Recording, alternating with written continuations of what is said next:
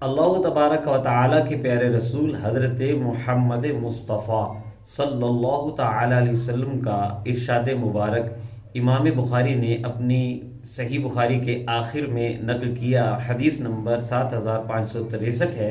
نبی کریم صلی اللہ تعالیٰ علیہ وسلم نے فرمایا، کلمتان حبیبتان الی الرحمن خفیفتان علی اللسان ثقیلتان فی المیزان سبحان اللہ و بحمدہ سبحان اللہ العظیم۔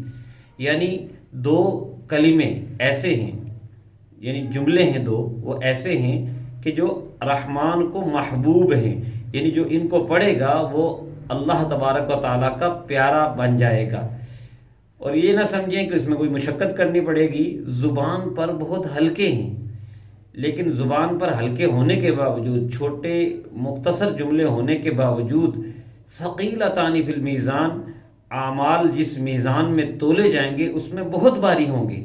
اور وہ کلمے ہیں کون سے؟ سبحان اللہ و بحمدہ سبحان اللہ العظیم، یعنی اللہ تعالیٰ کی تسبیح ہے اور اللہ کی حمد ہے۔ تو ہمیں چاہیے کہ ہم ان دو کلمات کو، ان دو جملوں کو یاد کر لیں، آتے جاتے، چلتے پھرتے، اٹھتے بیٹھتے، کہیں انتظار میں یا کہیں گاڑی وغیرہ میں سفر کرتے ہوئے، بجائے ہم اور غلط باتیں یا ناجائز باتیں پڑھیں یا بولیں، اس کی جگہ اللہ کی تسبیح اور حمد بولیں اور یہ پڑھتے رہیں، سبحان اللہ و بحمدہ سبحان اللہ العظیم۔